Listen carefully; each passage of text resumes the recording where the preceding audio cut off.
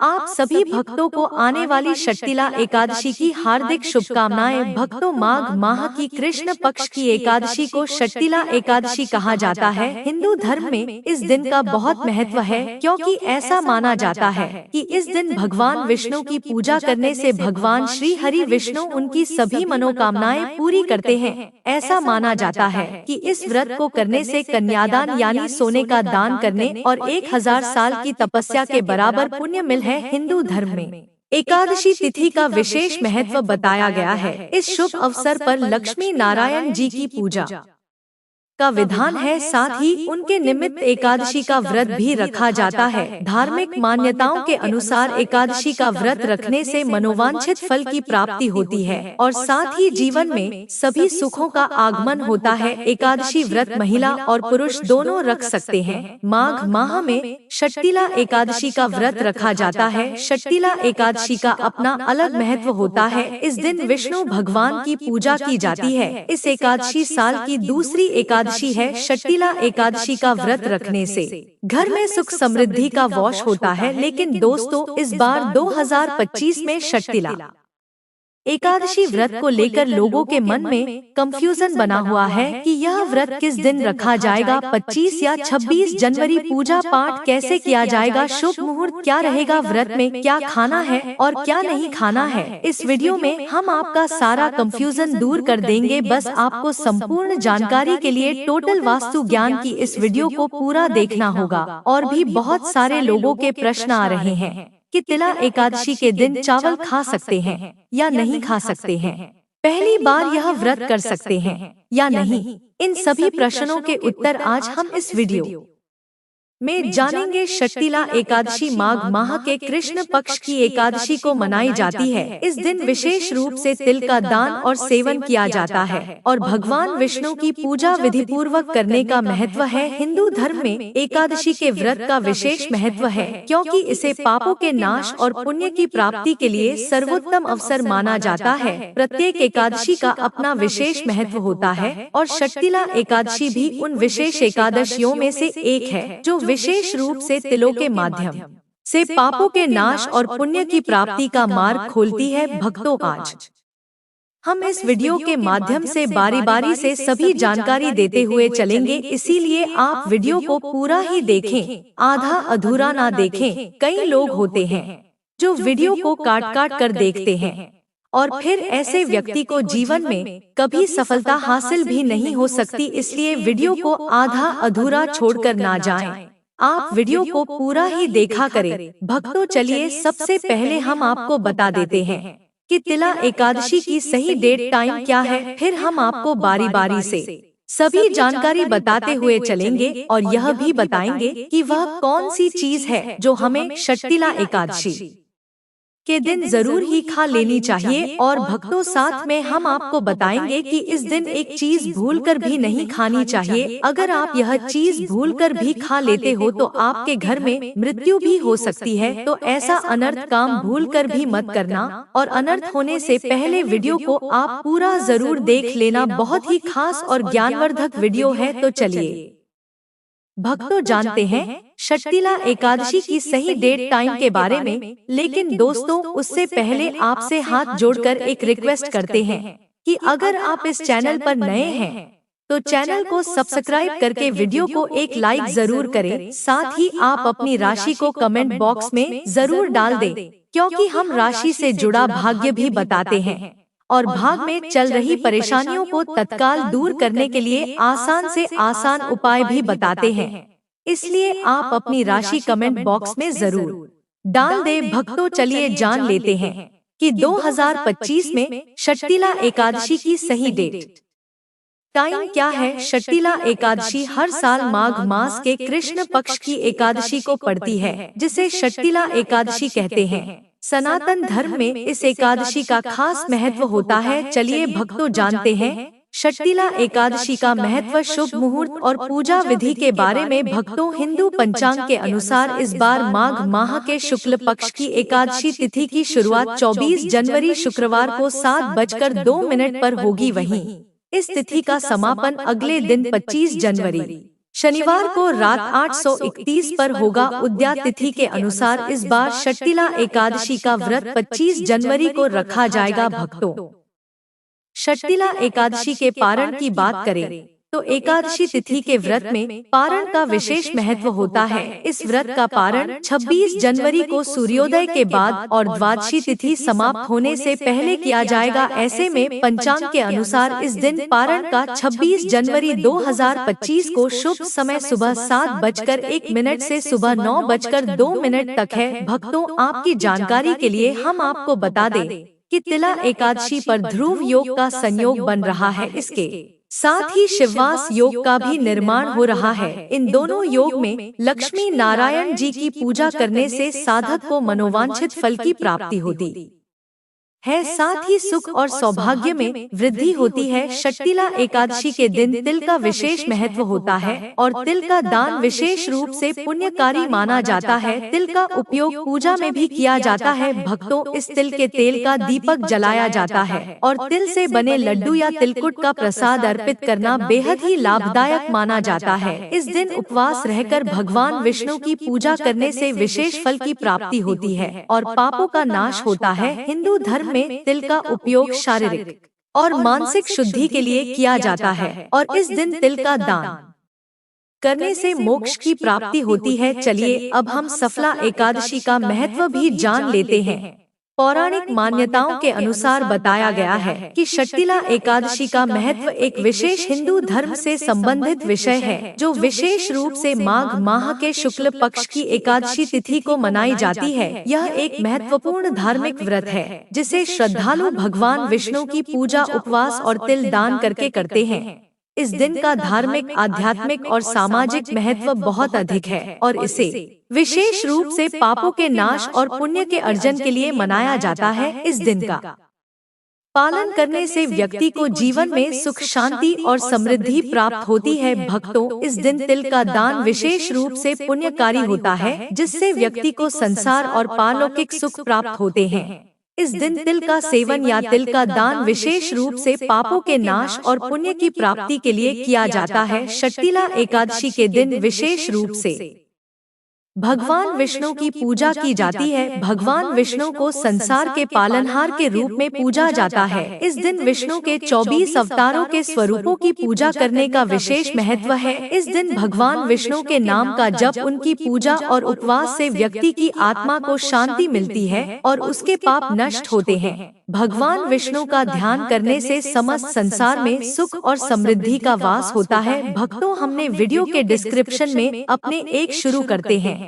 चलिए अब हम जान लेते हैं षट्तिला एकादशी की पूजा विधि के बारे में। षट्तिला एकादशी की पूजा विधि को सही तरीके से अपनाने से पूजा का पूरा लाभ प्राप्त होता है। तो चलिए जान लेते हैं षट्तिला एकादशी की पूजा विधि के बारे में। भक्तों, षट्तिला एकादशी की पूजा से पहले व्रत का संकल्प लेना अत्यंत महत्वपूर्ण है। व्रत के दिन सुबह जल्दी उठकर शुद्ध शारीरिक और मानसिक स्थिति में सबसे पहले भगवान विष्णु के चरणों में श्रद्धापूर्वक व्रत का संकल्प लें और यह प्रण करें कि इस दिन आप पूरे मन और आत्मा से उपवास रखेंगे तथा भगवान विष्णु की पूजा करेंगे। संकल्प लेते समय यह ध्यान रखें कि कोई भी गलत कार्य ना करें और समर्पण भाव से व्रत को पूरा करें। व्रत करने से पहले शरीर को शुद्ध करना अत्यंत महत्वपूर्ण है। प्रातः काल उठकर उपटन या स्नान करें और स्वच्छ वस्त्र धारण करें। स्नान के बाद भगवान विष्णु की पूजा के लिए पवित्र स्थान तैयार करें।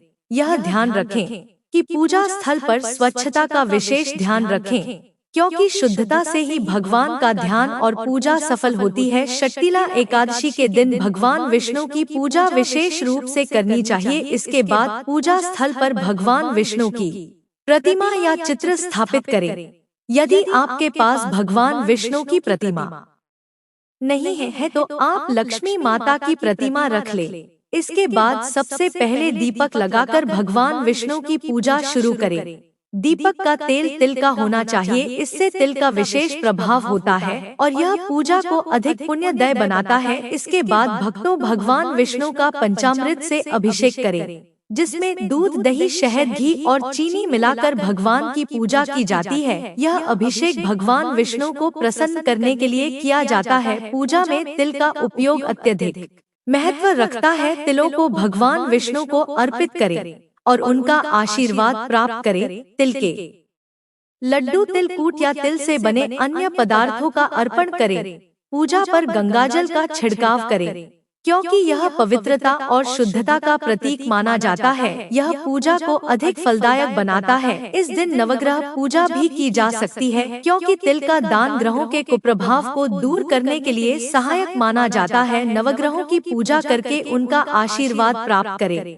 अगर आप इस चैनल पर नए हैं तो चैनल को सब्सक्राइब करके वीडियो को एक लाइक जरूर करें। साथ ही आप अपनी राशि को कमेंट बॉक्स में जरूर डाल दें, क्योंकि हम राशि से जुड़ा भाग्य भी बताते हैं और भाग में चल रही परेशानियों को तत्काल दूर करने के लिए आसान से आसान उपाय भी बताते हैं।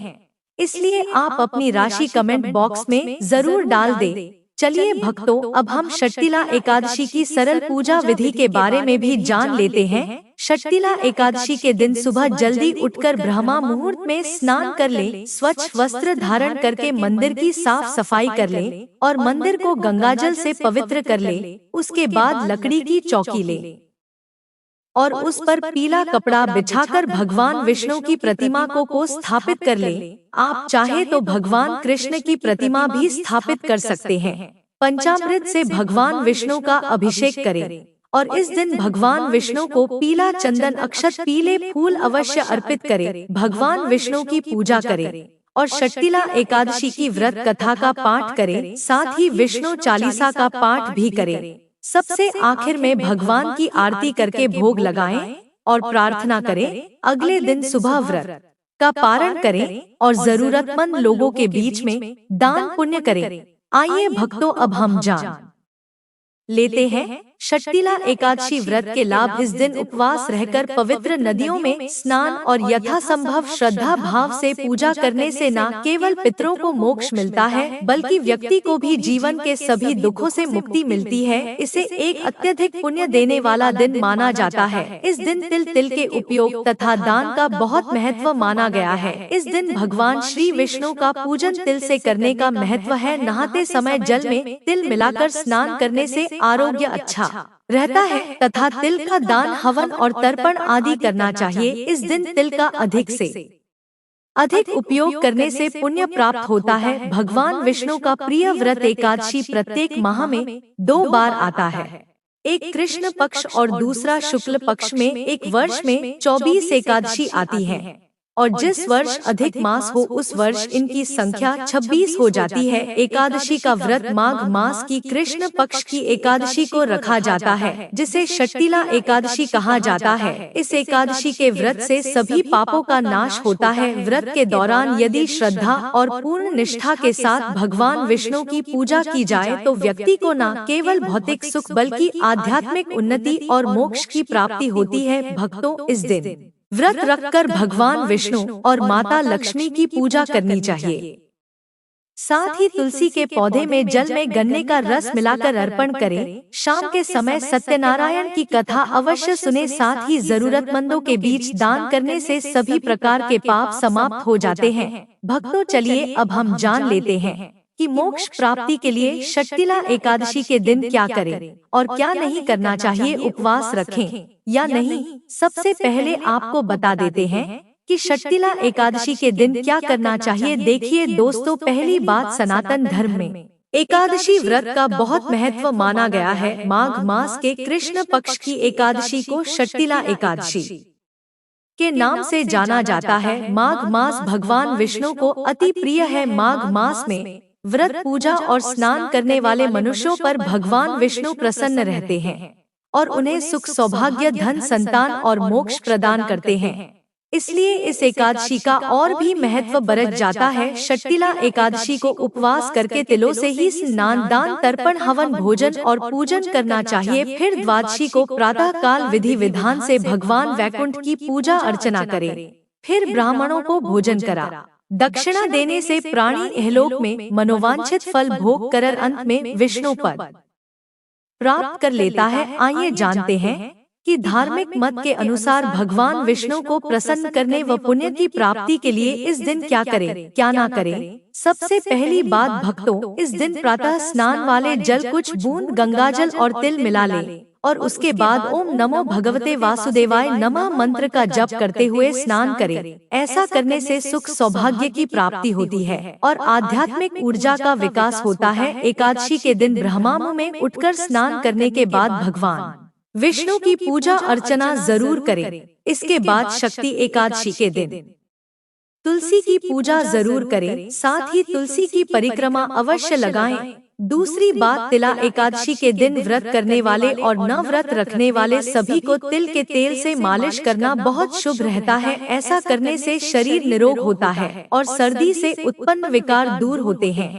तीसरी बात, षट्तिला एकादशी के दिन कर भगवान विष्णु को स्नान कराते हैं, जिससे दुर्भाग्य दूर होता है। साथ ही इस दिन आप दक्षिण दिशा की ओर मुख करके पितरों को तिल मिश्रित जल का तर्पण करने से उनका आशीर्वाद मिलता है और परिवार में सुख शांति और समृद्धि बनी रहती है। चौथी बात भक्तों, शास्त्रों के अनुसार तिल से हवन करना बहुत शुभ बताया गया है। षट्तिला एकादशी के दिन हवन करने से पहले गाय के घी में काले तिलों को मिला ले और फिर ओम नमो भगवते वासुदेवाय नमः मंत्र का जप करते हुए हवन करें। ऐसा करने से आर्थिक समस्याएं दूर होती हैं, समृद्धि आती है। सफेद तिल से लक्ष्मी या श्री सूक्त का हवन करने से माता लक्ष्मी की कृपा शीघ्र कृपा होती है। चौथी बात भक्तों, शास्त्रों में उल्लेख मिलता है कि जो भी व्यक्ति षट्तिला एकादशी के दिन तिलों का दान करता है उसे स्वर्ग की प्राप्ति होती है। मान्यता है कि एकादशी के दिन जितने तिलों का दान किया जाता है उतने ही पाप नष्ट हो जाते हैं और उतने ही सालों के लिए स्वर्ग लोक में स्थान प्राप्त होता है। षट्तिला एकादशी के दिन काले तिल का दान करने से शनि दोष शांत होता है। पांचवी बात, षट्तिला एकादशी के दिन सायंकाल के समय तिल युक्त भोजन बनाकर भगवान विष्णु और माता लक्ष्मी को भोग लगाएं। साथ ही गरीब व जरूरतमंद को तिल से बनी हुई चीजों का भोजन कराएं। साथ ही वृत्ति को भी तिल युक्त फलाहार करना चाहिए। ऐसा करने से भगवान विष्णु का आशीर्वाद मिलता है। चलिए भक्तों, अब हम जान लेते हैं कि षट्तिला एकादशी के दिन क्या ना करें। देखिए दोस्तों, सबसे पहली बात, षट्तिला एकादशी के दिन चावल का सेवन नहीं करना चाहिए। एकादशी तिथि के दिन बाल और नाखून काटने से बचना चाहिए। दूसरी बात, एकादशी के दिन वृत्ति वाले जातकों को सुबह देर तक नहीं सोना चाहिए। साथ ही एकादशी तिथि के दिन किसी भी पेड़ या पौधे की पत्तियों और फूलों को तोड़ने से बचना चाहिए। षट्तिला एकादशी के तुलसी की पत्तियों को भूलकर भी ना तोड़े। इस दिन भगवान विष्णु को तुलसी अर्पित करने के लिए एक दिन पहले ही तुलसी के पत्ते तोड़कर रख ले। तीसरी बात, षट्तिला एकादशी के दिन किसी भी व्यक्ति से लड़ाई झगड़ा करने से बचना चाहिए और सफला एकादशी के दिन झूठ बोलने से बचना चाहिए। चौथी बात, षट्तिला एकादशी के दिन चावल का सेवन नहीं करना चाहिए। धार्मिक मान्यताओं के अनुसार चावल की उत्पत्ति भगवान विष्णु के रोम से माना जाता है। एकादशी व्रत में बैंगन का सेवन भी वर्जित होता है। इस दिन आपको जमीन पर सोना चाहिए। एकादशी के दिन घर में झाड़ू लगाने की मनाही है। ऐसा इसलिए किया जाता है ताकि उससे कोई सूक्ष्म जीव ना मरे। पांचवी बात भक्तों, षट्तिला एकादशी व्रत रखने से पूर्व तामसिक वस्तुओं का सेवन ना करें। इससे आपको पुण्य फल नहीं मिलेगा। दोस्तों, आपको यह वीडियो कैसा लगा हमें कमेंट में जरूर बताएं।